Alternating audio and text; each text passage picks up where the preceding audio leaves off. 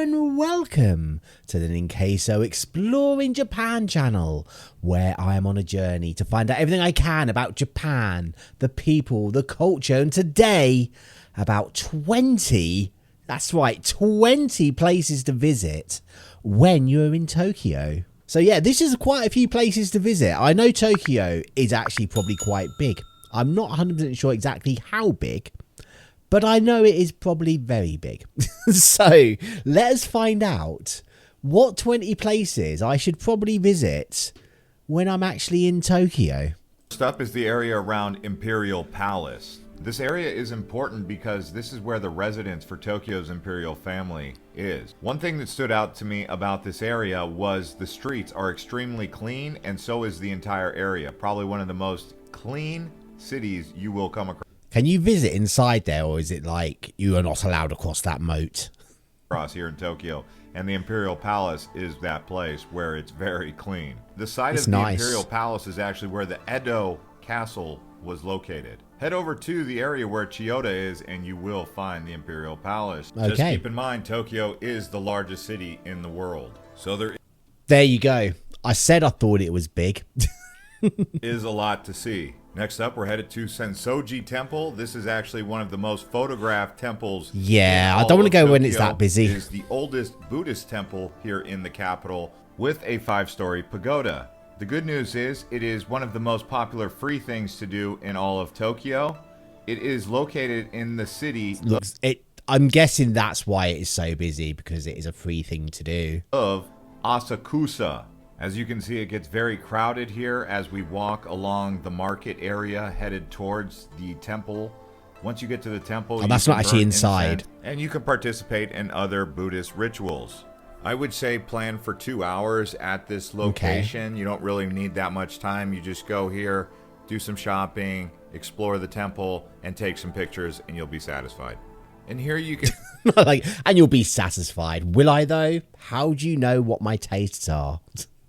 See, they are burning the incense, and the reason you do that is to purify the body before visiting the temple. Next up, we're headed to one of the hip, trendy neighborhoods around Tokyo called Harajuku. There was a famous fashion style that came out of here where they mixed local Japanese clothing.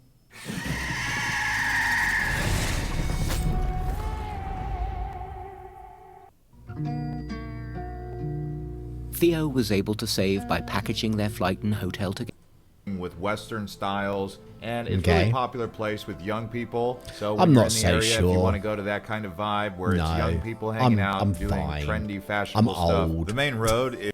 I'm old and unfashionable. Is Takashita Street, so if you're down here, that's where you want to go. Another popular thing to do in Tokyo is go up to Mount Fuji. It is about a 2.5-hour drive. You can get tours from here, or you can simply drive over there or take the train. And it is actually the tallest mountain in all of Japan. The elevation is 12,400 feet or 3,776 meters. The last time Mount Fuji erupted was in 1707 to 1708. Let's just say it's kind of overdue. And oh dear. That's fine. I know I have seen like another video. I don't think I did. I've not done a reaction on it, but they've got plans in place for like if the next time Mount Fuji erupts. So there's that. As you probably know, Tokyo is very seismic. Next up, we're headed to Shinjuku. This is one of 23 different wards in the Tokyo area. Now, Shinjuku is popular because it has clubs, karaoke rooms. It's also where they held the new Olympic Stadium. So it's a high-tech sports venue right here in Shinjuku City. This is definitely one of the areas you want to check out if you're looking for nightlife. It's not really on my list. You also notice that it's a business administrative area with lots of commercial buildings and towers. So that's another thing that Shinjuku City offers. Also, if you like anime, you're going to find that here in this area, and some ninja history. Next up, I recommend taking the Shinkansen, which is actually the bullet train here in Japan. You can see this very high-tech sleek train. It will take you all across Honshu, which is the main island. It'll take you to Osaka, but you can also go to the other island where Kyoto is. And this is one of the world's first high-speed rails. Next up, we're going to do a Japanese tea ceremony. Now, tea is very popular in Asia, but in particular here in Japan. Now, a Japanese tea ceremony usually includes matcha, also known as powdered green. I've had my first cup of matcha the other day, literally 2 days ago. It was all right. It was like better than green tea, but it wasn't too bad. It was yesterday. I've just forgotten to have one today. I'm bad, aren't I? Green tea, the procedure called teme. Now, tea was originally brought to Japan from China, and it was used for religious purposes in one of these Japanese tea ceremonies. And you can find these across Tokyo, so just do a simple Google search. Next up, I want to encourage you guys to try Japanese treats so you can see. You don't have to encourage me too hard. They have those unique vending machines, but also when you go inside of a 7-Eleven or one of the convenience stores, you'll be pleasantly surprised with a variety of treats. Let's put it like just a variety of treats. We're not going to recommend which ones, but just try some. This Japanese snacks and treats are so popular, people actually order grab bags online to be delivered to their house. Where I'm quite lucky. There is it's not like, it doesn't just specialize in Japanese food, but it's like an Asian supermarket. So it's like Japanese, Korean, Chinese, and it's got quite a good selection. And I've recently been experimenting with things. Admittedly, at the moment it's only mochi because I like me a bit of mochi, but to be fair, I think I make better mochi than the stuff you buy off the shelves wherever they are around the world. Next up, we're going to talk about Japanese anime. They have souvenir stores around here, and you can really get a feel for the culture of anime here. As you guys know, I would like to look around Hello things Kitty like this. is from Japan. Other popular Japanese anime include Pokemon, Hanakappa, Yokai Watch. You can check those when you're there. Next up, let's talk about Shinjuku Gaon Garden. Now, as you know, Japanese gardens are known around the world. They're very popular. Well, this here is a really special Japanese garden. You can walk around the grounds and I see could have a all hobble types of around different there. flora and fauna that come from here in Japan. There's actually 3 gardens here, one Western, one Japanese style, and a French garden, which is considered the most romantic, especially because they have roses and other variety of flowers that grow really good here in Tokyo. Yeah, I definitely would like a hobble 500 around yen there. for adults, but children 15 and under are free. Next up, we're headed to the Tokyo Skytree. This here is a broadcasting and observation tower. It's actually known as a bit high. the tallest building in Japan as of 2018. Not good with standing heights. at over 2,080 feet, which is 634 meters. The building, for the most part, is considered earthquake resistant, which is very important here in Tokyo, as you guys already know. If you can, go to... Yeah, but could you imagine, even though it's earthquake resistant, that must be terrifying if you're up there and there's an earthquake.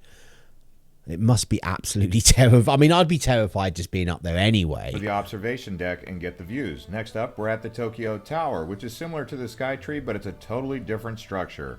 Originally completed in 1958, the Tokyo Tower became a prominent landmark and was actually Japan's tallest building until the Skytree came along. They intentionally painted it orange because they wanted to protect the airplanes from crashing into it, so that's why they painted it this color. It's for air safety. Nice. Now let's talk about the best way to get around Tokyo. That's going to be on the metro. So when I first arrived in Tokyo, I found the metro to be complicated and it wasn't in English, but as time went by, I discovered that the Tokyo Metro is very efficient. This is why you need to look into at least getting a little bit of rudimental, is that not, that's not the right word, rudimentary knowledge. That's why you need to get a little bit of knowledge of the local language. I'm doing my best. It's that kanji, it really throws me. All it took was me figuring it out, and that took about 2 to 3 days.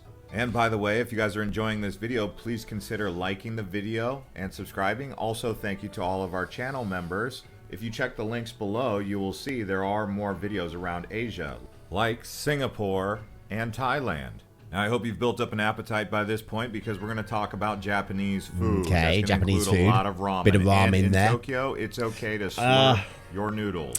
It is actually encouraged. I'm not and the reason good- for good that is with because fish. you're showing like and satisfaction when doing so. Now, obviously, there are a lot of other types of barbecue, hibachi, and grill food you can get around Japan, like Turkish kebab, but mostly sushi and other Japanese types of food Also consider trying some sake while here. And I don't drink alcohol. So the consideration's not going to last very long. It's going to be like this.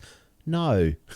And of course, tempura. Now, tempura vegetables. Yes, tempura is nice. Shrimp. So many different types of tempura. But I need to look into making my tempura. I want to make some tempura vegetables. I just haven't got round to it yet. I've got over that initial fear of like deep frying stuff. And now I'm sort of like a bit more confident with it. So I want to learn how to do tempura. But the big ticket in town is going to be the ramen, and then the grill, and then they also have chicken kayatsu. I would say while here, try to do a lot of food sampling. Definitely something to do. Now we're going to something to do. Get you busy.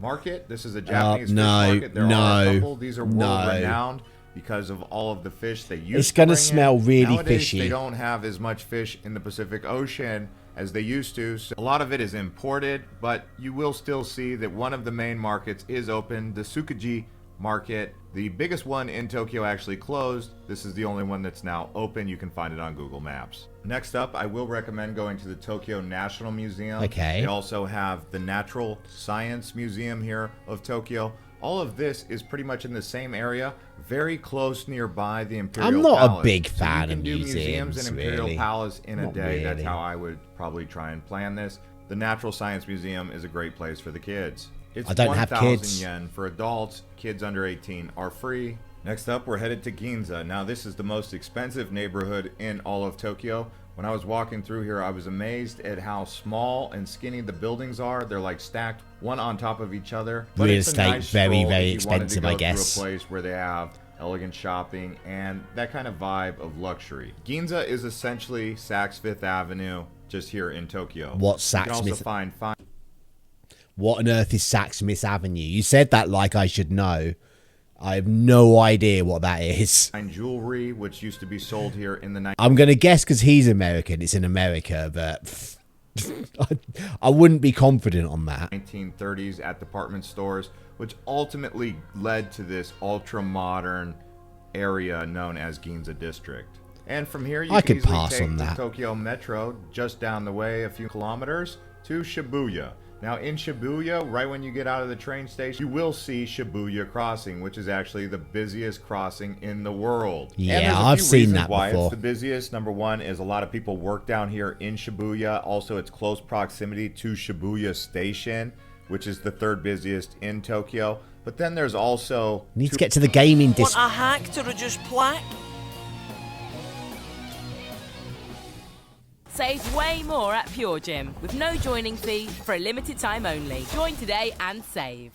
tourists who come down. We need here to get to the do gaming shopping, districts. which all contribute to the crowds. Next up, we're headed to Meiji Shrine. Now, this is another shrine complex. This one's a lot more peaceful and relaxing. You actually walk through a park to get to this shrine, than some of the other ones that are in. I the like how city it's not as that busy. have high crowds. That is This one's definitely a little more bit more appealing to spread me. out and I would relaxed. prefer to go You to can this also one. do water rituals here, as you will see when you arrive. Now, it is named after the emperor in 1920. His name was Meiji, and that's what this place is, a dedication to that emperor of the 1920s, a prosperity era for Japan. Because he was considered a man of virtue as well as a great statesman who formed many alliances around the world. Next up, we have the Sumo Wrestler Museum. You can go inside here and find out about the history related to sumo wrestling. You will also see I'm other not that works of fussed. art, and some music shows will also be played here. Now, that park outside of Meiji Temple is called Yoyogi Park, and that's actually where you walk in from Shibuya. Actually, the best way to get to this area here is probably going to be arrive in Shibuya. See, I'd rather walk go to the down park. road a bit, and then you'll come to the park. They have a vegetable garden around here. They also grow rice. It's like an urban jungle inside of the big city metropolis of Tokyo, which is impressive because you really feel. Well, to be fair, I'd rather actually go out into the countryside and walk through the wilderness there, and ring the bell so I don't get attacked by bears.